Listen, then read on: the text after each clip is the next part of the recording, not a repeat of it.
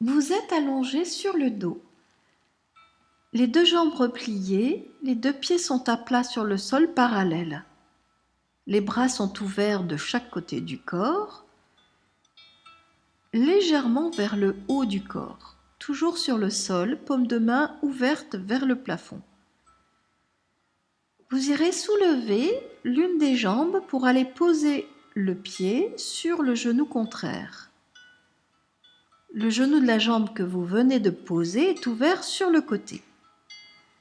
Vous irez d'abord inspirer en élargissant bien les côtes. Et au moment de souffler, le genou va revenir vers l'intérieur, c'est-à-dire qu'il va se fermer vers le centre. Le pied reste toujours appuyé sur le genou contraire. On serre ses abdominaux au maximum et ensuite vous revenez avec le genou à nouveau sur le côté en inspirant légèrement. Et à nouveau, on continue, on serre le ventre, on souffle bien, le genou se referme au milieu, le périnée s'active. Vous restez un petit moment le genou le plus serré possible vers le milieu et à nouveau, vous ouvrez votre genou sur le côté. Et vous continuez comme ça. Dans l'expire, on ferme. Surtout, serrez les abdominaux. C'est quelque chose qui va vraiment aller chercher dans la ceinture abdominale. Et ensuite, vous ouvrez à nouveau sur le côté. Soyez aussi attentive et attentif à ce qui se passe au niveau de vos ailes iliaques. Quand vous refermez le genou au milieu, soyez bien présente à cette zone sacro-iliaque. Et puis ensuite, voilà, repérez aussi la détente du pli de l'aine, de la hanche quand vous ouvrez sur le côté.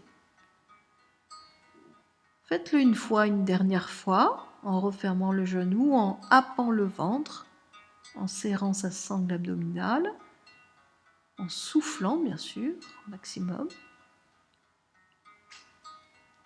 Et ensuite on ouvre sur le côté. Et puis de là, les bras vont aller attraper vos deux jambes sur le thorax. Les deux mains vont aller se poser sur vos genoux. On va aller faire 2 ou 3 respirations abdominales avec les mains sur les genoux. Donc vous inspirez, on élargit surtout le bas du ventre, c'est les basses côtes qui s'élargissent et qui permettent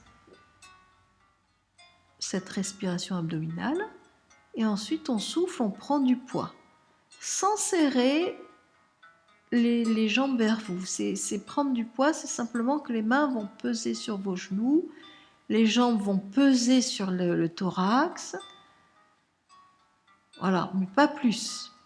L'idée, ce n'est pas de comprimer vos lombaires, mais au contraire, de les laisser bien respirer en même temps que vous faites cette respiration abdominale. Il n'y a pas de compression du tout, du tout.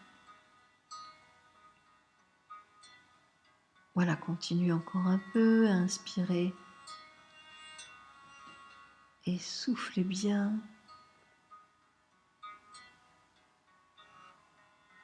Et puis de là, à un moment donné, on va aller croiser une jambe par-dessus l'autre.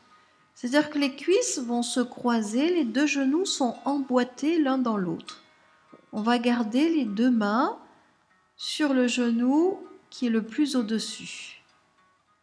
Et alors là, on va aller faire comme un petit bercement. C'est-à-dire on va aller pencher les deux jambes sur un côté, on reste le temps que l'on souhaite, et puis on revient au milieu et on va pencher de l'autre côté. Et l'idée, c'est en même temps d'aller créer un automassage et essayer de libérer quelque peu les hanches, mais aussi c'est une bonne prévention pour les sciatalgies, puisque ça va étirer beaucoup le grand fessier. Et attention, on fait tout ça sans trop serrer les jambes vers soi, même si elles sont bien ramenées vers vous. On ne les comprime pas. Pour les personnes souffrantes du dos, il est toujours possible de travailler avec un coussin galette sous les lombaires. C'est une petite mousse de 1 ou 2 cm, pas plus, qui va aider la zone des lombaires à respirer. Continuez ce petit mouvement de gauche à droite. Si vous vous sentez à l'aise avec ce mouvement, faites-le d'une façon un petit peu plus active, comme si on voulait prendre une sorte d'élan pour que le massage soit plus vigoureux, en quelque sorte. Voilà, et chacune et chacun, vous le faites bien sûr à votre rythme, en respectant votre respiration, en prenant le temps de faire les choses. Voilà, il faut que les choses restent toujours agréables.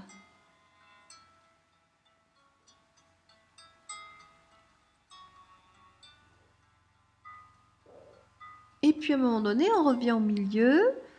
On va aller prendre une sangle ou un élastique si on en a un chez soi. Ou alors, on déplie la jambe qui est croisée au-dessus en l'air et on attrape sous la cuisse. Les deux sont possibles. Donc si vous avez la sangle ou l'élastique ou un foulard très long, c'est sous le pied. Les coudes sont au sol et on tient la sangle dans les deux mains de chaque côté de la jambe.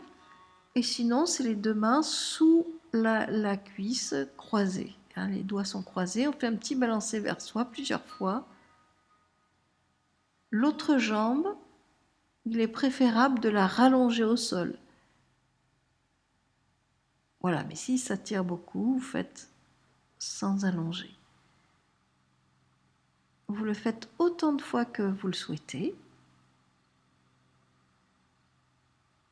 Et puis à un moment donné, ce mouvement, au lieu de continuer le balancer vers soi, nous irons créer un petit mouvement de croiser et décroiser.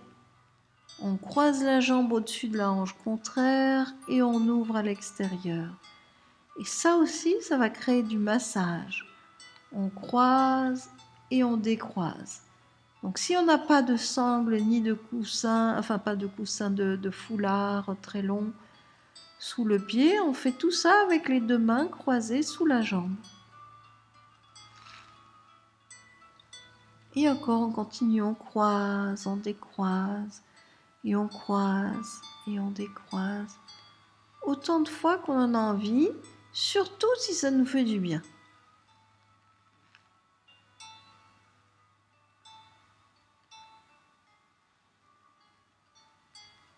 Voilà, on peut aller de plus en plus loin.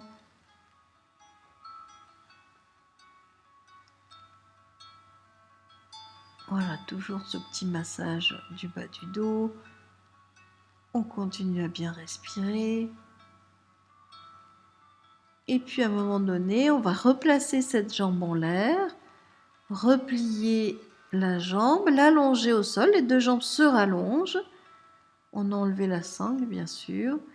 Et on va rester pendant un petit moment, les deux jambes allongées, à comparer les deux côtés, à sentir ce qui se passe dans le pli de laine. Est-ce qu'on sent de la chaleur? Est-ce qu'il y a des picotements dans la jambe? Soyez vraiment dans cette attention à vos sensations. Prenez le temps de récupérer un petit peu et d'être dans cette attention. Et puis à un moment donné, quand vous le souhaiterez, vous irez faire tout ce petit mouvement de l'autre côté, en remettant la bande son au départ. À bientôt!